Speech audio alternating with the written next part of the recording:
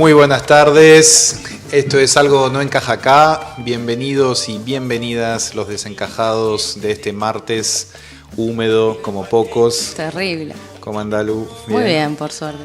Hoy tenemos la suerte de tener a Juan Pablo de la Vila, que a pesar del apellido que tiene es del campo, el chiste ya te lo han de haber hecho varias veces, de la Federación por la Soberanía, una federación que nuclea a varios productores de alimento, y tendremos la posibilidad de discutir hoy la relación profunda entre trabajo y vida, y en ese caso una de las formas esenciales de la vida que tiene que ver con el alimento. Epa. Porque hoy nos vamos a preguntar por qué los trabajadores tenemos derechos. Hablando de alimento, no quiero dejar pasar nuestro índice común, que es el de la yerba la aguantadora. Le contamos a Juan Pablo, programa a programa, martes a martes, vamos viendo cuánto está la yerba la aguantadora, porque tenemos la fantasía de que en algún momento vamos a construir una especie de, no sé, estudio sobre cómo fue variando el precio de la yerba la aguantadora, que es una cooperativa de Misiones. Y hoy el precio de la yerba la aguantadora, el kilo, está 5.320 pesos. Subió una banda. Subió una banda, porque... ¿Desde el martes pasado? Sí, si mal no recuerdo, estaba 4 y pico. 4.200. Una bocha. Una cosa por el estilo. Yo no la estoy viendo, no estoy viendo que bajen los precios, pero... Y ojalá que bajen, sobre todo en el plano del alimento, porque si no se va a poner complicado. Hablamos de trabajo la semana pasada, volvemos a hablar de trabajo esta semana. Las efemérides de la lucha social nos lleva inevitablemente a insistir sobre el tema. La semana pasada era vísperas de 1 de mayo y esta semana, hoy es un día de lucha justamente en reivindicación por el corte de todos los programas del Ministerio de Capital Humano. Y el jueves vamos a tener un paro nacional. Vaya si se habla de trabajo en la Argentina. Y el problema que queremos plantear justamente es las dos cosas. Cómo pensar los derechos y cómo pensar el trabajo. Y por qué los trabajadores y las trabajadoras tenemos derechos. Es una gran pregunta, y es una pregunta que nos convoca. Está bien esto que estás diciendo de cómo viene la agenda en relación al trabajo, que no es algo usual, o sea, eso está pasando porque estamos siendo cada vez más trabajadores asalariados que ganamos menos guita, cada vez más personas que no tienen ni siquiera empleo o que tienen trabajo y que no está valorizado y que ganan cada vez menos guita. Y que alcanza menos. O sea, digamos, no es una agenda porque a nosotros se nos ocurre, como hemos visto en un montón de medios, no, están rompiendo con esto, porque, sino es un hecho tangible. Veía la entrevista de Milei con la BBC y la entrevistadora le insistía todo el tiempo y le decía, ¿pero qué le dirías a una jubilada que antes le alcanzaba para comprar un litro de leche y ahora no? Y el tipo esquivaba la pregunta. ¿Qué decirle?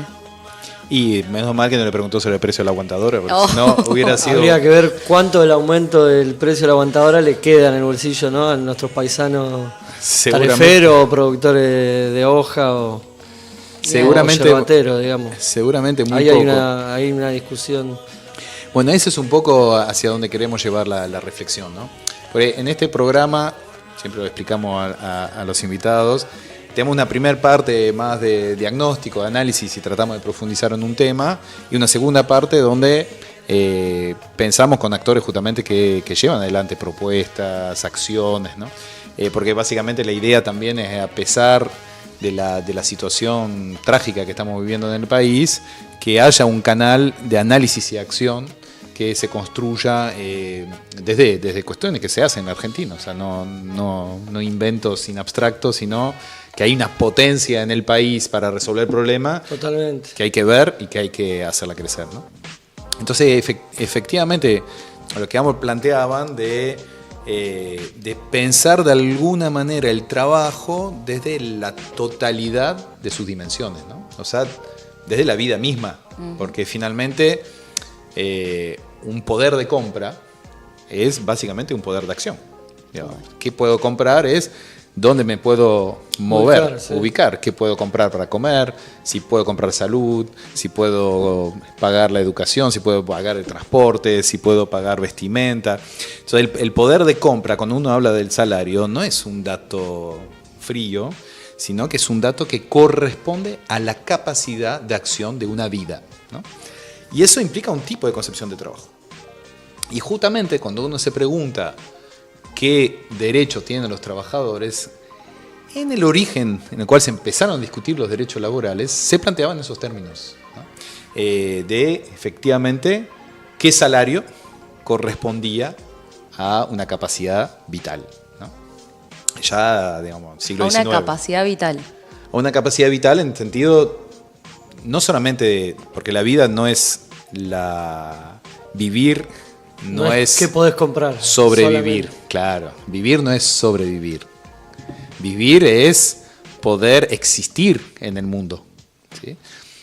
Pareciera que se olvidó eso, ¿no? Porque la verdad que los datos, cuando uno pide a una población que haga supuesto esfuerzo por un supuesto futuro mejor, porque no había supuestamente alternativa, implica un tránsito de meses y tal vez de años donde no se vive. En el mejor de los casos se sobrevive.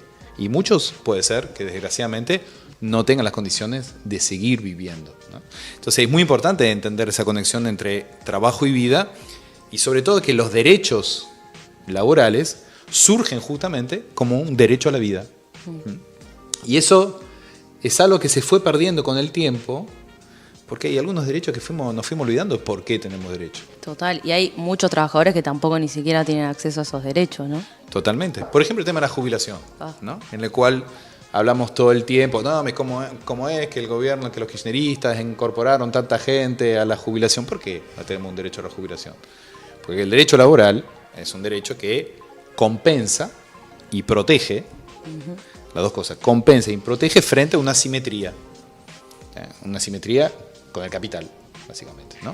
O sea, con los empleadores, inclusive no solamente con los empleadores, con la sociedad en su conjunto. O sea que los derechos de los trabajadores se organizaron para los patrones visibles, el jefe, si algunos que no nos escuchan no ven, tiene un empleador, tiene un patrón, ¿sí?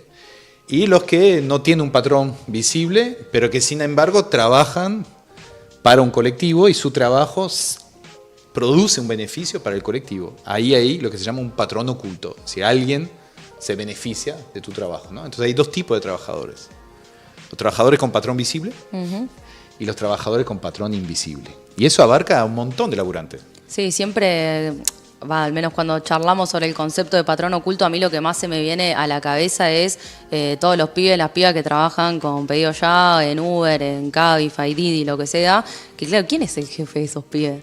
¿A quién le van a pelear tener ART si se caen de la bici? Me parece, o sea, no está visible, pero seguramente que en el gran entramado productivo de nuestro querido país también eso pasa un montón. Porque cómo es para cuando alguien arrienda la tierra y trabaja otra persona ahí, como que es bastante complejo. Antes capaz estaba más fácil de identificar. Y ¿no? era más la fábrica, claro, mirabas claro. para arriba, estaba el tipo ahí con la familia capaz, y ahora Y ahora tenés que buscarlo. lo tenés que buscar. Porque es una de las características del capitalismo financiero, es que los patrones huyen de la escena con el trabajo, ¿no? Es como no quiere que los agarren infraganti en la relación con el trabajo. Entonces se fueron disimulando cada vez más. Esa es la lógica del capitalismo financiero, que no desaparecieron los patrones, se escondieron. Sí. Y eso es un punto clave para entender la realidad del trabajo hoy. Porque efectivamente, trabajadores de plataforma, trabajadores en la economía popular, inclusive trabajadores de ingenieros de sistema que ganan miles de dólares en el extranjero, dura lo que dura el laburo, pero el día que se quedan sin laburo, por mucho que hayan tenido un ingreso muy alto, ¿qué tipo de derechos tienen, ¿no?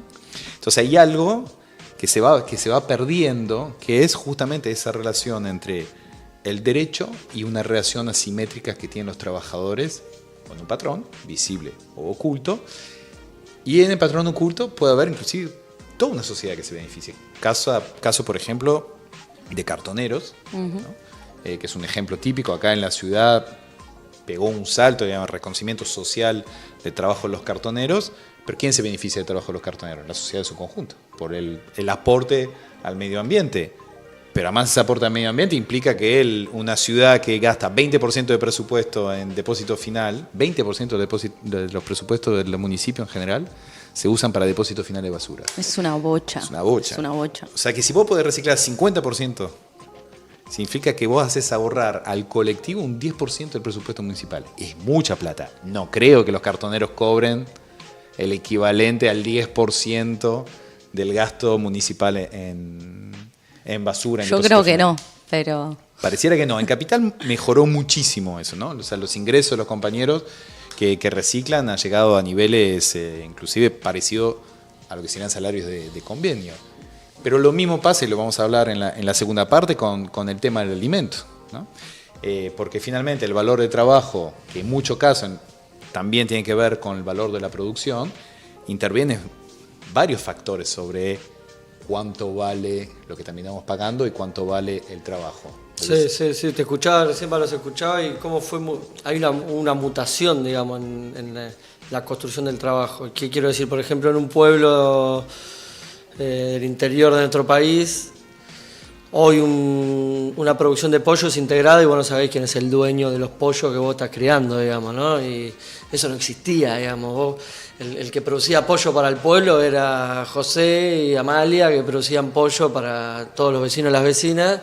Y hoy no, hoy hay 10 galpones de 10.000 pollos cada uno, que nadie sabe de cuál de las 3, 4 firmas, digamos, son, ¿no? Entonces también ahí escuchaba esto que planteaba, llevándolo a la ruralidad, cómo nos fueron, ¿no? Un campo menos habitado, con menos arraigo y laburando para otros, digamos, no para quien está habitando ese campo, ¿no? Un campo que perdió una vida social también, claro, ¿no? Y el trabajo que era parte de un entramado de vida, digamos, yo produzco el pollo, yo hago la carne, Carlito faena y vende las achuras los miércoles. No digo que hay que volver a eso, sino cómo se fue transformando y hoy tenemos un campo, no el único, pero gran parte del campo argentino se fue configurando para la producción de commodities, para capturar la renta de la exportación de esos commodities, pero en el medio fuimos desalojándolo, deshabitándolo, y ahí también había trabajo y vida, digamos, en función de ese trabajo. Claro, y exactamente en la línea de lo que vos estás planteando, el ejemplo de los pollos, es que se va invisibilizando al patrón, quién está atrás y finalmente para quién estás trabajando, o sea, a quién le debes. Y ese es un punto clave, ¿no? Para entender el trabajo. La deuda. La deuda. Estamos todos endeudados ahora, ¿viste? Todos tenemos un patrón oculto que es en este momento el FMI. O sea, vos, cada vez que laburamos, que pagamos impuestos y que esos impuestos van al pago de la deuda externa, ¿qué estamos haciendo? Estamos trabajando para financiar, digamos, el pago de la deuda. O sea, todos tenemos un patrón oculto. Si hay algo que tenemos en común, todos los argentinos y argentinas, tenemos un patrón oculto que es el FMI. O sea que laburamos para eso. Y podríamos hacer un programa de 5 horas, podría dar ejemplos y ejemplos de cómo trabajamos para financiar la jubilación de los norteamericanos, por ejemplo. A través justamente de que los principales propietarios de las deudas de los países periféricos son los fondos de pensión norteamericanos. Claramente hay que hacer un programa sobre eso. Hay que hacer un programa sobre eso. Hay que hablar. O sea, todos los que no ven que pagan un poco de impuestos tienen un derecho sobre alguna casa de un jubilado en Miami, sépanlo. Que hay una parte que viene del laburo de ustedes. O sea que finalmente lo propio del trabajo es preguntarse siempre a quién le debo y quién me debe, ¿no? Y eso siempre es la disputa que hay dentro del mundo del trabajo. De hecho, ¿qué hace un patrón? Un patrón te dice, me debes a mí porque yo te di un empleo. Y el trabajador dice, nada, vos me debes a mí porque yo te di mi tiempo. Es más, te di mi vida, ¿sí? Ese es el punto clave del trabajo y de la concepción del trabajo. El trabajo es vida que diste y lo que te devuelven sobre tu trabajo siempre es menos que la vida que diste. Eso se llama explotación, conceptualizada de otra manera, ¿no? Entonces, por eso el derecho se funda en eso. Se funda sobre la idea de que como nunca recibís exactamente lo que vos diste, te deben. Y hay que restituirlo. Esa deuda es la que funda derechos. Por eso el derecho es protector, para que no abuse en la relación asimétrica, y compensador, Por eso hay un momento que dice, está bien, laburaste 30, 35 años. Ya está. Tenés derecho a descansar. Nunca va a compensar las horas de vida que dejaste en el laburo, pero es una compensación mínima. O sea, nunca emparda del todo, ¿sí? Entonces, en el trabajo uno siempre se pregunta, ¿quién le debe a quién? Y la segunda pregunta, que elaboramos un poco en el programa la semana pasada, es ¿cuánto? ¿Cuánto es eso que le debo al otro o que me deben a mí en función del trabajo? Y ahí interviene un montón de factores, ¿no? Sí. Y ese es el gran desafío del día de hoy. Es preguntarnos ¿a quién le debemos? ¿Cuánto le debemos? Y entonces, ¿qué tipo de derechos se constituyen para poder vivir y no solamente sobrevivir? Y aparte también esto que traemos a esta mesa nos ayuda un poco a pensar en desenmarañar, si se quiere, este pensamiento unilateral de cómo son algunas problemáticas que nos atraviesan, ¿no? Digamos. Sobre todo en relación al campo y la ruralidad, que al menos yo he discutido muchas veces con un montón de compañeros, como bueno, el problema son las 10 familias de... Y ahí yo le diría, bueno, es más complejo, ¿no? Es un poquito más complejo que eso y está bueno que lo charlemos, lo desenmarañemos un poco para tener en cuenta todos los factores. Porque ahí también desde poner esas posibilidades en la mesa surgen otras ideas, otras propuestas que ayudan a que nuestra creatividad, digamos, se suelte y podamos pensar otro sistema de producción también. ¿Por qué no? Y de hecho, en poder encontrar quién le debe a quién, o sea, quién es el deudor y quién es el acreedor, no significa que al que se le debe siempre es un hijo de puta. Sí, y está bueno pensar que quién oficia de mediador ahí entre las deudas, digamos, porque no es lo mismo que vos me debas a mí con un tipo de ley laboral que vos me debas a mí con otra ley laboral, digo. Además del vínculo de deudores que tenemos, bueno, ¿quién pone las reglas de cómo se resuelve esa deuda? Que vos no me la querés pagar y yo te la quiero cobrar. ¿Y quién pone las reglas del partido? Ahí me parece que hay un dato interesante también para pensar cómo se va a destrabar ese conflicto. Esa es la función del Estado. Claro. ¿No? O sea, la función del Estado finalmente es arbitrar un conflicto en torno a esos dos conflictos. ¿Quién le debe a quién y cuánto? Por eso muchas veces nosotros planteamos que ese conflicto en el mundo del empleo se resuelve a través de un convenio colectivo de trabajo, ¿sí? Entonces todos los años discutís quién le debe a quién, está claro. ¿Cuánto? El empleador le debe al trabajador. ¿Cuánto? Es la discusión del convenio colectivo. Claro. ¿Sí? La misma discusión deberíamos tener para todos los laburos que no tienen un patrón visible, ¿sí? Que de vuelta, no todo patrón es un hijo de puta, ni todo el patrón invisible. Digo, cuando vos un poco esa fue la discusión en su momento de la implementación del salario social complementario. Che, vos tenés cientos de millones de trabajadores y trabajadoras no reconocidos, no reconocidas, y el Estado le debe a esos trabajadores y trabajadoras y complementa a un trabajo. Exacto. Que se realiza diariamente. Pero inclusive te diría, más que el Estado le debe, la sociedad le debe. Entonces el Estado intermedia. Y usa plata de la sociedad. Usa plata de los impuestos, diríamos, con la tuya, con la nuestra. Para complementar la deuda. Para complementar una deuda. Totalmente. O sea, el salario, tal cual, el salario social complementario, lo que después se llamó el potencial trabajo, lo que están cerrando ahora, la idea en la ley de emergencia social de 2016 es exactamente eso. O sea, tu trabajo está desvalorizado, el Estado interviene para tomar en el colectivo un excedente para valorizar más ese trabajo y complementar. Y eso es exactamente lo que ocurre en toda la economía, porque ocurre con los impuestos, que es una circulación del excedente, esa que en la sociedad dice es con la tuya, pero lo mismo pasa en los circuitos privados. En los circuitos privados siempre es con la tuya también. Siempre. Porque siempre es con la tuya, porque en el circuito privado, ¿dónde viene la guita? De los laburantes, que somos la gran mayoría de los argentinos y las argentinas. Entonces, cada vez que hay alguien que invierte en el sector privado, ¿con qué plata la hace? Con la tuya. Es lo mismo que el Estado.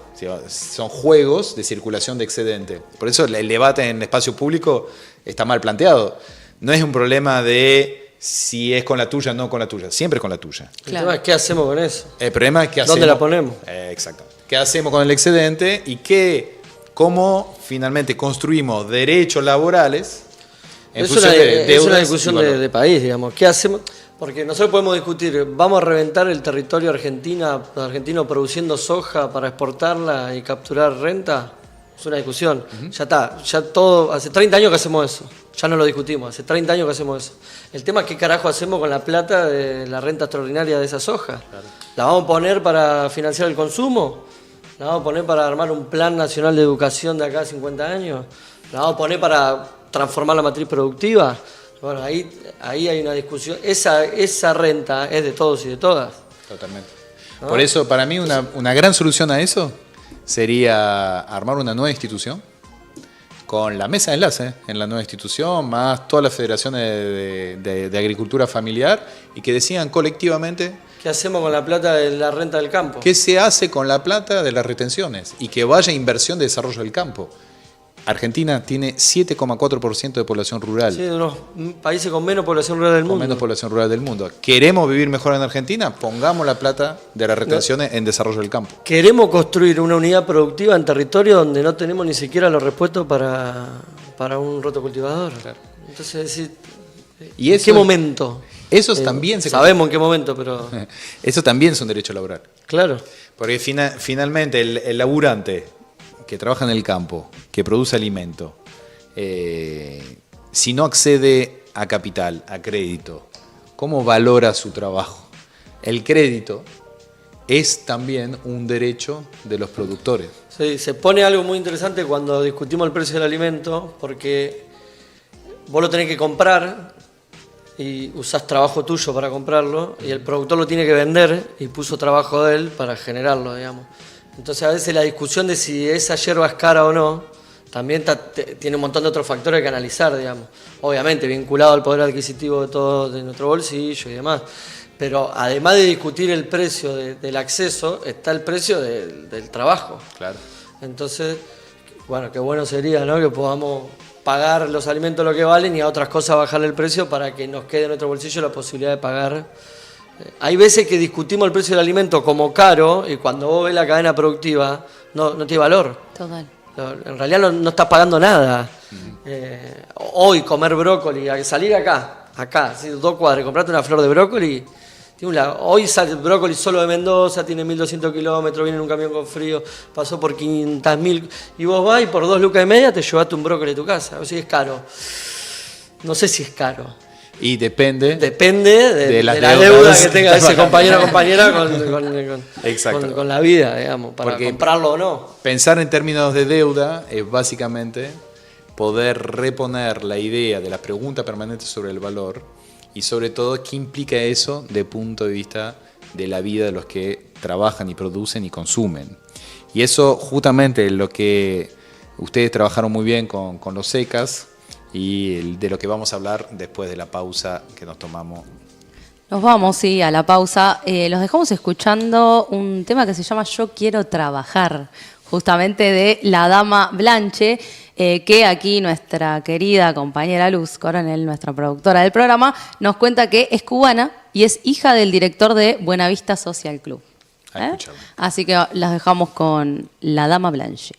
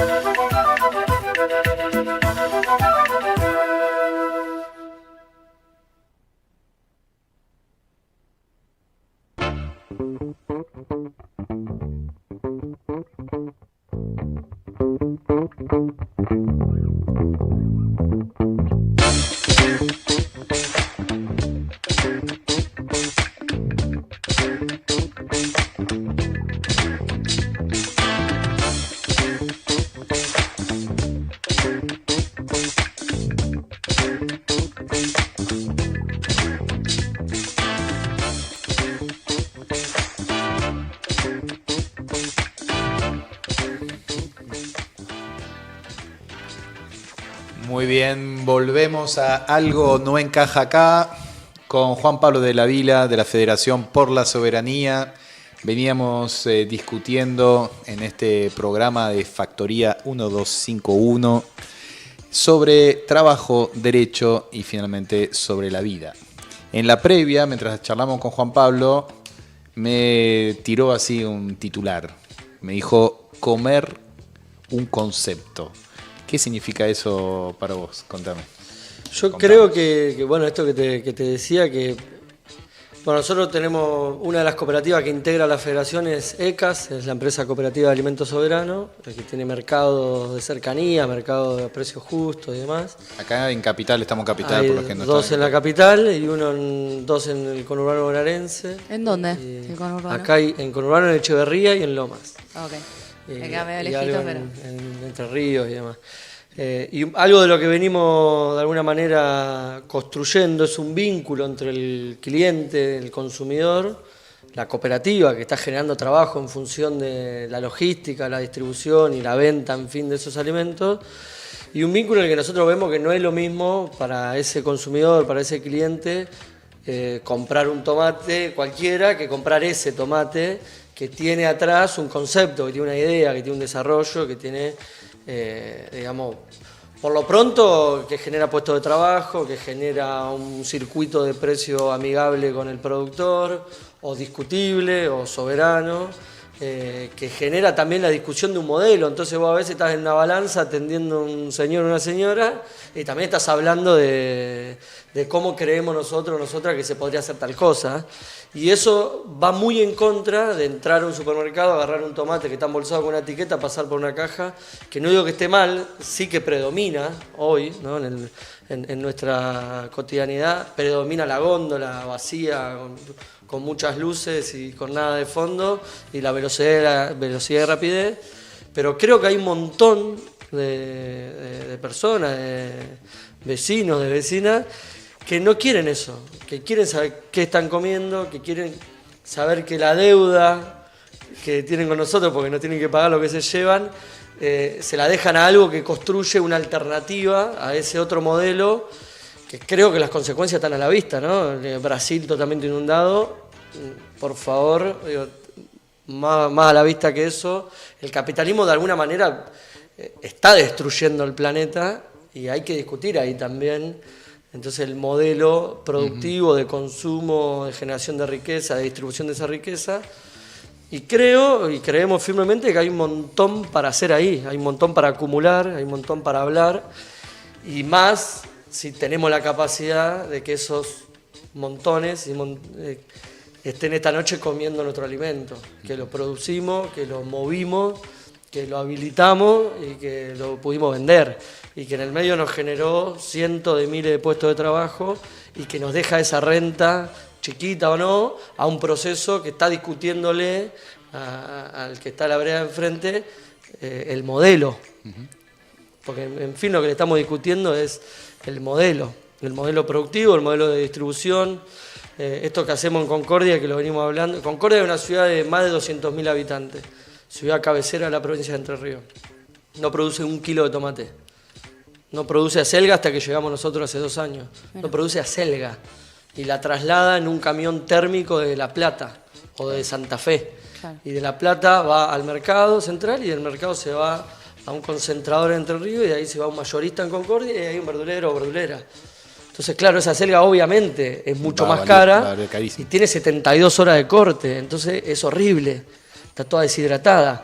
Y nosotros producimos acelga ahora a 15 kilómetros de Concordia. Y van a las verdulerías, la cargan, la compran, la llevan a la verdulería y la gente dice, ¿esto qué es? Acelga, señores. Claro. Es acelga local. Sí. Entonces la discusión de la producción del alimento a nivel local es una discusión de modelo porque ahí está el trabajo, que vos decís, y ahí está el desarrollo integral de los pueblos de nuestra patria. Claro, por eso, digo, a nosotros nos gustan mucho los triángulos. No, porque el 3 es muy importante.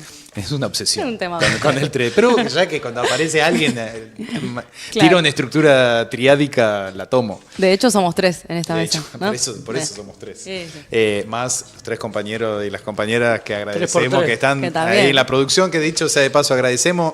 Hoy estrenamos logotipo de Algo No Encaja Acá. Muchas gracias. Animado, muy lindo. Sí, animado, todo. Cada programa mejoramos. Pero ese triángulo, ¿no? Entre consumidor, productor y naturaleza, ¿no? Porque en un punto hay algo de vos citabas lo que estaba pasando en Brasil y obviamente todo el fenómeno de calentamiento global que estamos padeciendo, que la naturaleza padece y nosotros en ella, arma una estructura justamente de deudas, ¿no? Totalmente. Donde la deuda con la naturaleza, que es el gran sustento de la teoría ecológica, deudas generacionales, pero además de la forma en la cual circula la energía entre lo que nos da la naturaleza y lo que le devolvemos. Bueno, el trabajo es un poco exactamente lo mismo. Bueno, okay. Es lo mismo. Que es justamente vos cuando trabajas también estás, modificando un dispositivo vital, ¿no? Y el punto es que circula entre lo que vos das y lo que vos recibís. Hay un autor que se llama Karl Polanyi, por ejemplo, que tiene exactamente esa definición de la economía. Dice, la economía es la relación de los seres humanos con la naturaleza. Y pasa, entre otras cosas, por lo que él llama mercancías ficticias, gran tema, porque vamos a trabajar más adelante. Y dice, hay 3 cosas que no fueron creadas para ser mercancía. La moneda, el trabajo y la tierra, ¿no? Y justamente es lo que constituye, de alguna manera, la propia lógica del trabajo. O sea, lo propio del trabajo es que no fue creado para ser mercancía, pero a su vez... Pero perdimos, en algún momento perdimos. Perdimos y perdimos el concepto de trabajo general. Entonces, justamente, por eso nos parecía clave que vos estuvieras acá hoy para contar de ese triángulo, porque es entender que discutir los derechos laborales es discutir un derecho a una vida. Totalmente. Que incluye la relación al alimento y donde el trabajador, el productor, el consumidor son sujetos que se entrelazan, no son sujetos que están separados. Sí, la pandemia nos dio una oportunidad tremenda de visualizar eso, ¿no? De visualizar. Yo me acuerdo, había días, los primeros días de la pandemia, que eran fantasmagóricos en la calle, y hacíamos de una quinta en La Plata hasta la ciudad de Buenos Aires 25 minutos. Decías, claro, nosotros estamos moviendo la comida y en algún momento el capitalismo logró sacarle a ese tomate la idea de que atrás de eso hay trabajo. Entonces le robó al consumidor la idea de saber automáticamente que atrás de ese tomate hay una historia. Hay una historia. Y hay una economía, y hay una deuda. En algún momento nos lo robaron. Te vas a obsesionar con el tema de la deuda. Pero en algún momento se robaron la historia del proceso laboral, económico del alimento. Y nos lo pusieron ahí en una góndola y nos entretienen con un montón de cosas adentro de las góndolas para poder sobrevivir a esa experiencia del supermercado. Y ganaron el partido. Y en 2.000 metros cuadrados concentraron 20.000 artículos. Te escuchaba y me hacía como en una especie de juego, ¿no? Se deshumanizó los productos de la naturaleza y se desnaturalizó la lógica humana, ¿no? O sea, en un punto vos vas al supermercado y está despersonalizado y a su vez no se entiende la dimensión humana de la producción natural. Y aparte todo el circuito de consumo está deshumanizado. De hecho, hace poco fui a un supermercado, una cadena, Y ni siquiera es que cuando fui a pagar estaba hablando con la chica de la caja, porque ahora tenías que pasar por un lugar que escaneabas las cosas y te ibas a tu casa sin hablar con nadie. Podrías tranquilamente haber pasado por ese lugar con la luz tan extraña y la música que un poco también te atormenta. Pasás por una máquina, te fuiste, no hablaste con nadie y te llevaste tu consumo, digamos. Sí, ahí me parece, por eso te decía esto de... Hay miles y millones que no quieren eso. Entonces comer es un concepto, digamos. ¿Qué comemos y cómo? Hay que ver qué tiempo tenemos, ¿no? Estamos todos y todas. Pero el poder prestarle un poco de atención a eso ya nos pone por lo menos a discutir algo que en los últimos años el capitalismo mundial logró que no se discuta. Mira, 80% de lo que gasta los sectores populares o la mayoría de los trabajadores es alimento y textil. O sea, es la base del gasto de un salario. Por eso la relación es fundamental, ¿no? Porque si vos ponés en perspectiva el poder de compra de un trabajador, que finalmente es lo que es importante, porque es lo que constituye, en ese caso, un derecho a vivir. Si vos estás por debajo de una capacidad de comprar alimentos, está por debajo de un derecho a la vida. Totalmente. Por eso es cruel, digamos, pensar que vos podés ajustar personas que puedan tener un ingreso por debajo de una capacidad de alimentarse, o peor, teniendo como 40.000 comedores y merenderos donde personas viven gracias a eso, no transferir el alimento necesario para garantizar justamente... casi una lógica, el alimento es casi la lógica de un salario indirecto. Es como, para que los sectores medios entiendan, porque a veces yo creo que hay cuestiones donde no se termina de entender, ¿no? Es como si mañana se cerraran todos los hospitales del país y dijeran, ya no hay más salud porque hay intermediarios en el sistema de salud, que se llama obras sociales, prepagas, y entonces vamos a sacar los intermediarios, pero hasta que tengamos el sistema nuevo no hay más salud. Y la gente se va a morir, efectivamente, cosa que está pasando con el alimento. O sea, la clave, me parece, para la discusión intelectual y para la discusión política es volver a conectarnos con la dimensión vital del trabajo, y qué mejor forma que reconectarnos con lo que comemos, ¿no? Y te iba a preguntar justamente, ¿vos pensás que el modelo de producción y distribución que lleva adelante ECAS y otras organizaciones, o todos conocen la UTT o la Federación Rural, la Agroba, ahora que se creó hace poco en la provincia de Buenos Aires, que tiene una leche muy buena que se llama Matria, que hacemos la propaganda de las compañeras, y una mozzarella. Y salame, me trajo un salame el sábado.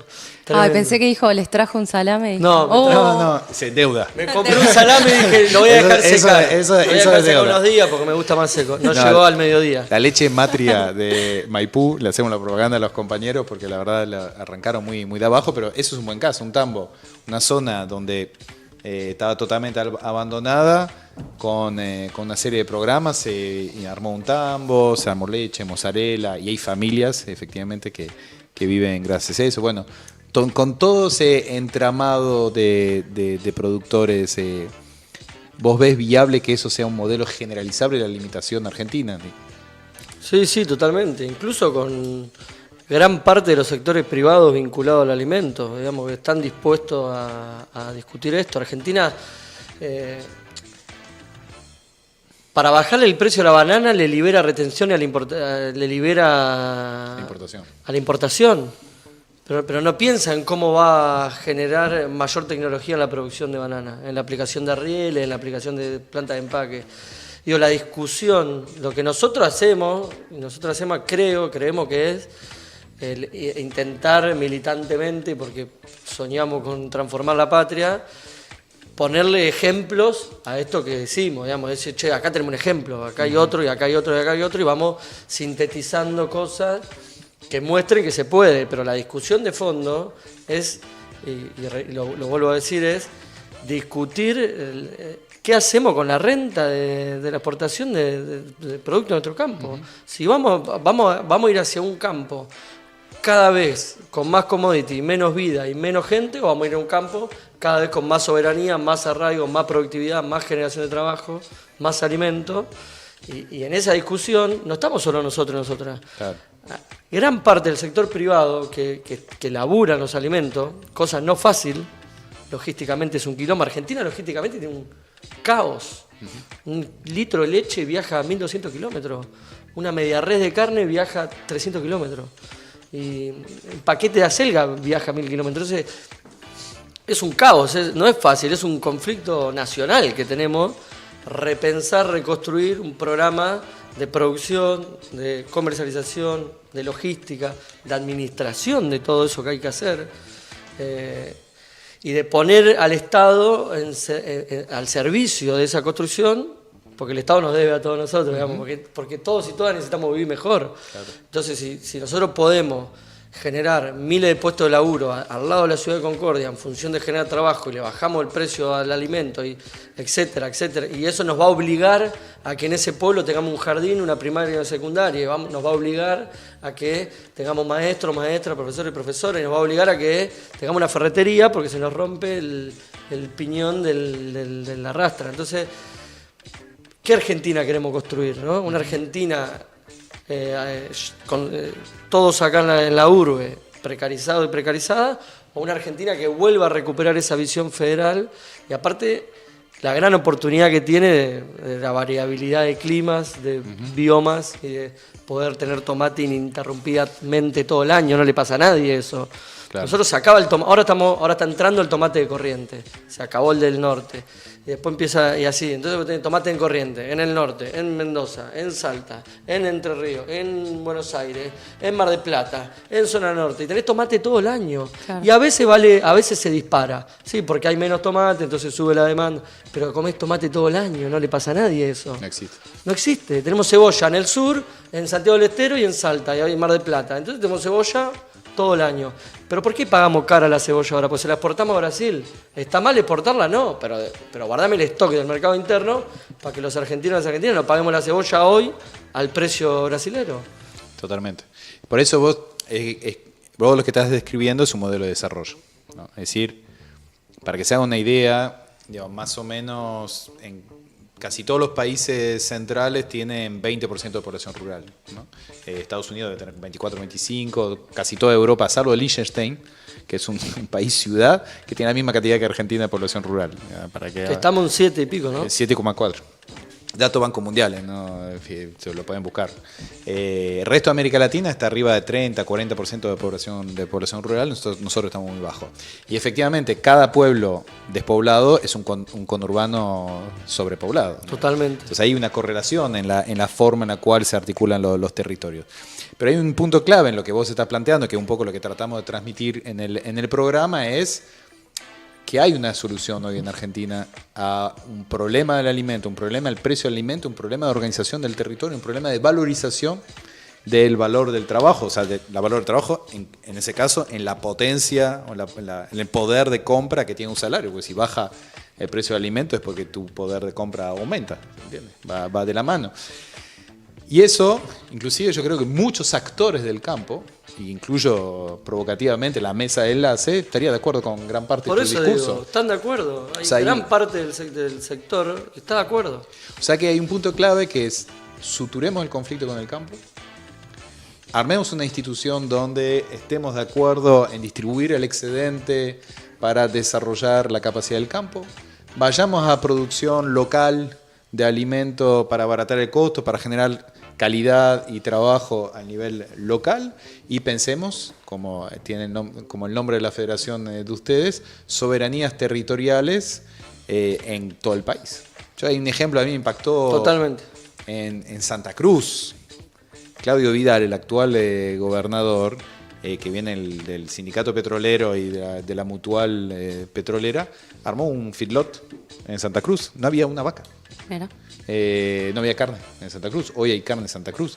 Y está trabajando a armar un tambo. O sea que inclusive zonas tan inhóspitas para algún tipo de producción agropecuaria tiene la capacidad de desarrollar soberanía a nivel de la provincia y de cada pueblo, ¿no? Entonces ahí hay un modelo de país que a su vez es un modelo de trabajo.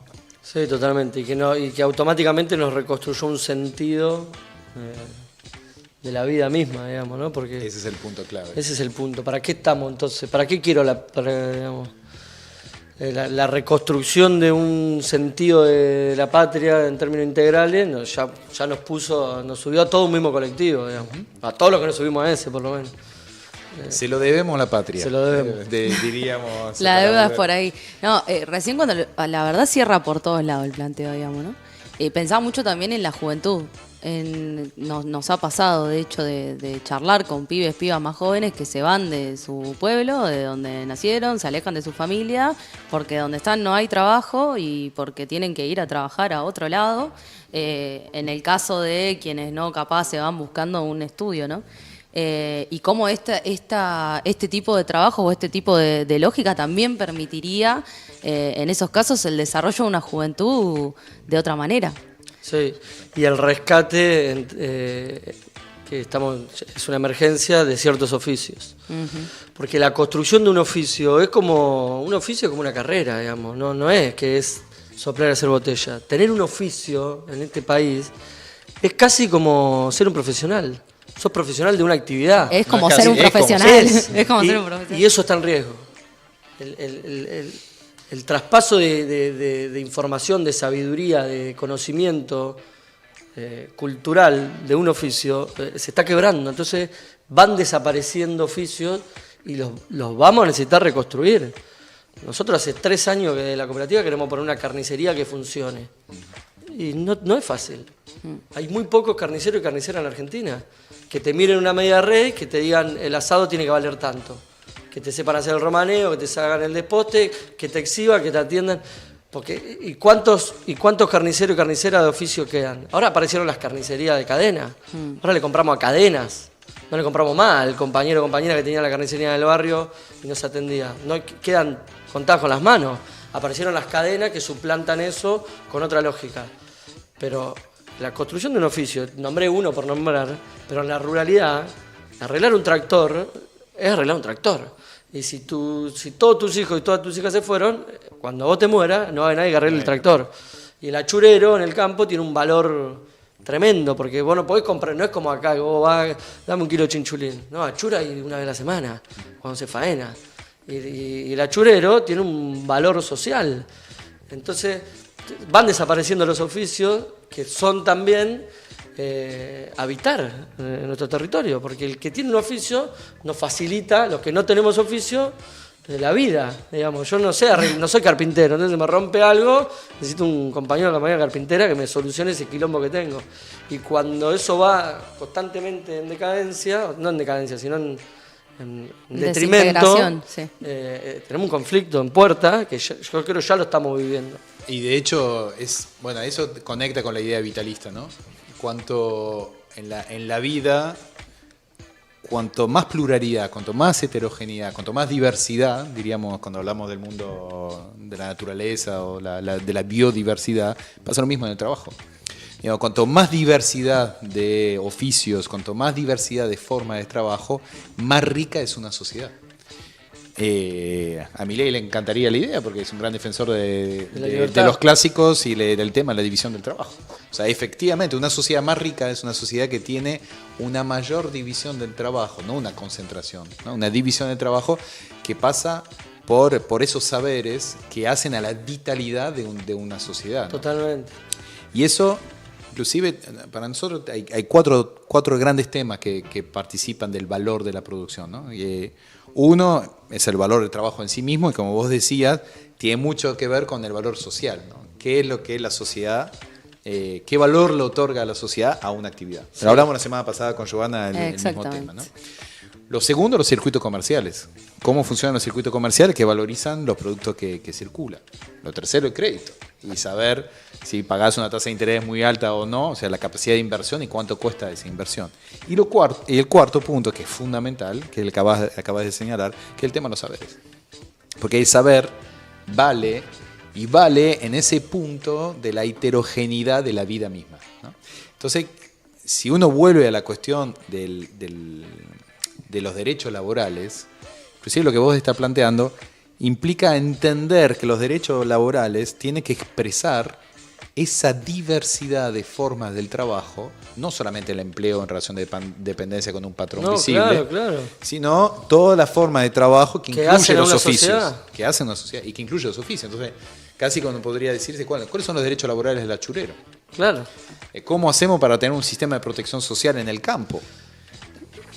El derecho laboral del achurero es que los vecinos del pueblo tengan plata en el bolsillo. Claro. Ahí el achurero va a estar bien, digamos, hay una discusión, digamos, si en el pueblo hay plata, o sea, si está bien remunerado su trabajo, el achurero va a vender las achuras y va a poder hacer el resto de las cosas que tiene que hacer. Cuando el poder adquisitivo de todos y de todas cae, caemos todos automáticamente, porque cierto sector de la clase media decía no, porque están subsidiados. Y ahora pasaron los pobres, la pobreza, subsidian la pobreza. Pasaron 5 meses, sacaron el subsidio al transporte, a la nafta, a la educación, a la obra social, y al final, ¿quiénes eran los grandes subsidiados de esta sociedad? ¿Los pobres o un pedazo de la clase media argentina? Objetivamente, la clase alta está más subsidiada que la clase baja. Está mucho más subsidiada que la clase baja. En todos los puntos. Entonces, pongámosle plata a nuestros vecinos en los territorios y los oficios también van a funcionar, claramente. Por eso, inclusive... Perdón, y si el oficio funciona, el pibe y la piba no se va. Sí, claro. No se va. Se puede ir alguno, obvio, porque hay elecciones personales. Pero si la economía familiar está funcionando, ese pibe, esa piba no se va. Para mí el punto justamente para salir de la discusión del subsidio es no preguntarse sobre el subsidio, sino sobre la circulación del excedente. ¿Sí? Entonces, ¿cómo circula el excedente de la sociedad? Sea a través del Estado, en algunos casos, que puede ser un operador de la circulación del excedente, por ejemplo, para tener una política activa para volver a poblar el campo, sea a través del crédito, que es un excedente que puede circular de manera privada, sea, como vos decís, la circulación del excedente en un pueblo porque hay laburo, hay guita, entonces todos se benefician, circulan. Entonces, esa es una concepción vitalista de la economía, ¿no?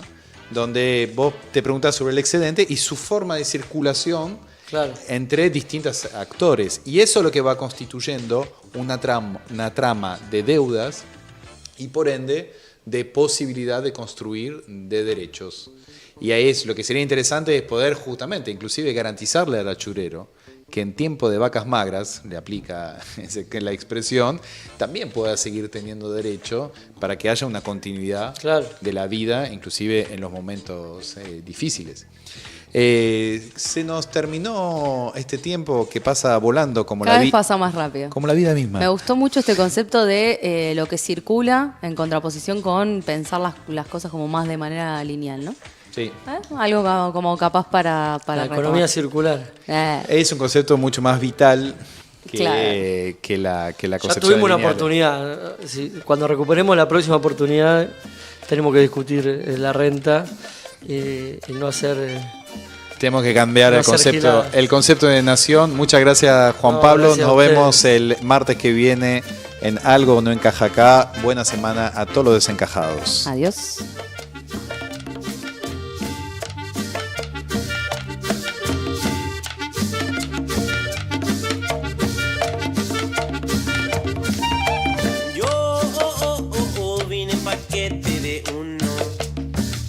Paquete de uno y vine como una unidad de este mundo.